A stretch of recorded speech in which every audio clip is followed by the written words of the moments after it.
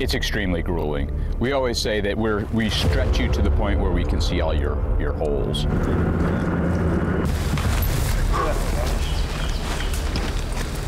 Point of fire there. Give me rapid. The Joint Readiness Training Center rotation is like a cricket bat in the face over and over again.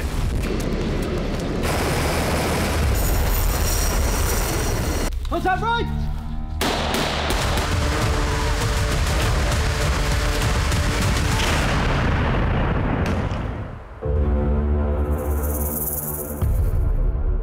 I'm Sian Grzeszczyk, and I'm joining the Welsh Cavalry as they spend 12 days in what's known as the Box, a feared training area that's been used to test troops to their limits for decades.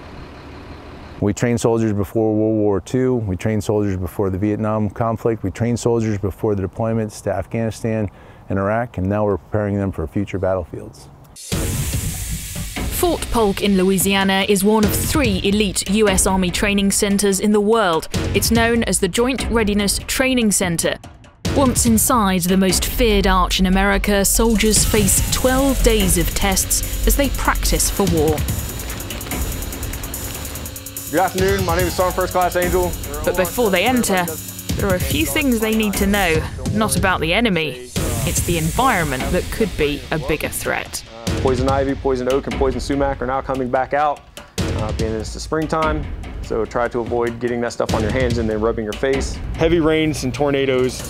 Pigs, we've had a lot of pig encounters, so wild boar. There are 6 extremely poisonous snakes in this area. And the cottonmouth likes to chase soldiers. And that's not to mention the swamps.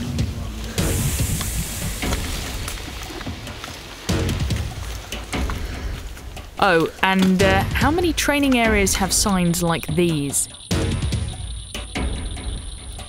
It won't just be snakes and alligators they need to worry about. Their enemy is a highly trained local force, familiar with the terrain and used to winning in battle. As usual, no prisoners. Questions?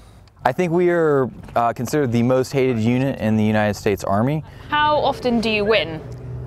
I would say, how often do we lose? And that would be never.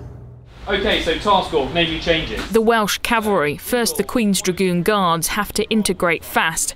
Tomorrow is our first action with the US unit. It's been a crazy week this week, okay? And there's been ups and downs and they're not sure what to make of us like that. We go out there tomorrow and we come back and we show them the skills that we've got. It is going to blow their minds. And we need to perform these next couple of days. It begins. Half the battle group will be inserted on Black Hawks. Many of them won't have been on a Black Hawk before. No, none of them. I think there's 2 of us, pretty much in the entire squadron, to be fair. And what is it like? I don't agree with these. They don't agree with me, and I don't agree with them. Right. So you're not particularly looking forward to this training? They fly a bit different to a UK helicopter. The way we enter and exit is from the 3 o'clock and the 9 o'clock. Don't go too far forward, don't go too far back. All right, go ahead and come in. They need training to arrive by air, so they've got to practice loading off and on Chinooks and Black Hawks. So it's essentially just practicing what we need to do, so that the load plan is slick and everyone knows where they need to be and when, and then we're quick at getting off essentially when we're in a potentially hazardous environment at the other end. If you hear us start yelling egress, egress, egress, I mean there's an emergency, you guys need to get out of the aircraft. It's nice working with the American guys because we're very similar. I think a lot of the young lads are realising how similar the Americans are to us. It's languages are different, so just the way they talk about things, that's it. When you're coming off, I want to make sure you go at the 6 o'clock being the most desirable, 3, 9, 12 being least desirable due to low drooping rotors. 3, 2, 1, 6 inches. Let's go, let's go. 12, 13.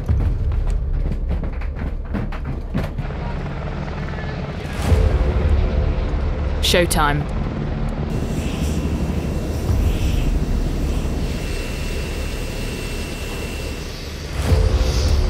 Right now, thousands Thousands of soldiers are preparing to enter the box, and you really get a sense as to just how big the scale of this exercise is. The Welsh Cavalry will be joining them, are about to get on the Black Hawks right behind me.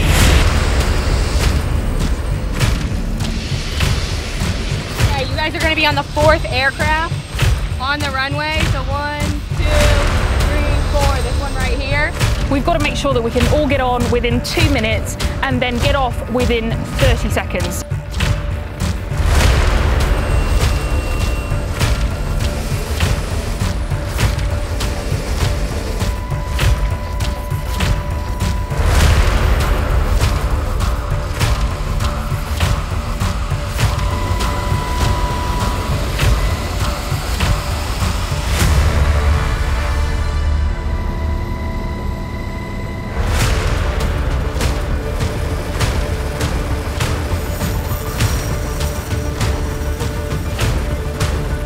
It's the first time they've seen the ground here. Everything is new, and we landed hours later than originally planned. With many carrying more than 50 kilograms on their backs, they'll spend the next 12 days inside the box. So worth doing it now and then push off. So give me 2 seconds once they're on position. We now have to set off with the recce platoon on a 15-kilometre mission to conduct long-range reconnaissance and surveillance on the enemy and report back vital intelligence. Bore fires, Eagle 5-5. We have to turn the cameras off so as not to give away our position.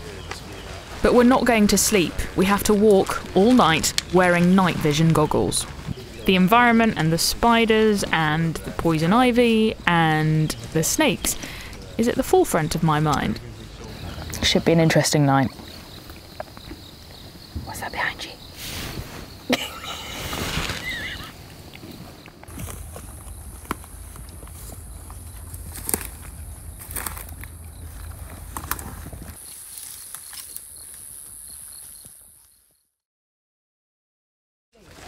Got an hour?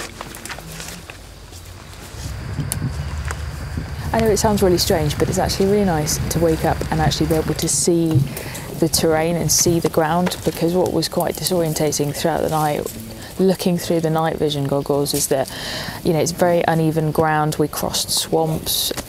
At one point we had to go back on ourselves because someone actually was completely submerged in the swamp. So there's obviously lots of unmarked waterways, seasonal waterways as they call them on the maps. Most of them aren't marked. They often look quite shallow, and one of the corporals unfortunately went crossing the wrong spot and went head under at 2 a.m. in the morning, which wasn't so fun. There was one point during the night where we had to hide from the enemy, who were literally just meters away from us, and thankfully they didn't discover us. But yeah, it's giving me a real sense as to what it's like being out on the ground on a live exercise where you can get lost and anything can happen. The last 24 hours was definitely sleep debt, but it becomes part of the job, so definitely sleep debt. Frustrating. Everything here is like twigs and branches that just seem to find every gap in your glasses. So they're quite funny.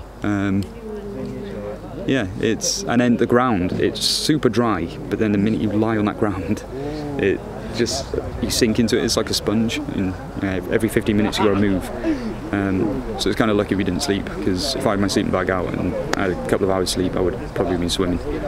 Well, I think the guys will learn some lesson about heat, carriage of kit, and I just think some of those really low-level skills to keep themselves administered in the field. People's feet will be getting wet and then getting hot. People will be carrying lots of kit. Water consumption has been a really big one for us. So all those low-level basic skills that form the foundation of any operational deployment will definitely thrash out here, and the guys will be much better off for it. So how do the Americans rate the performance of the Welsh Cavalry so far? Well, what I watched them do is show just mastery of the fundamentals. We had a long-range reconnaissance mission that they walked through some of the worst terrain we have here in Fort Polk. They got into a position of relative advantage. They were able to observe the terrain. They were able to render phenomenal, accurate reporting about what the enemy was doing. And then they passed the wild boars, 230 infantry, into the fight. It was masterfully done. There's 2 weeks of tests to go, and this is the man behind them. It's extremely grueling. We always say that we stretch you to the point where we can see all your holes. So every rotation pushes a brigade to the point of really exposing what all their weaknesses are.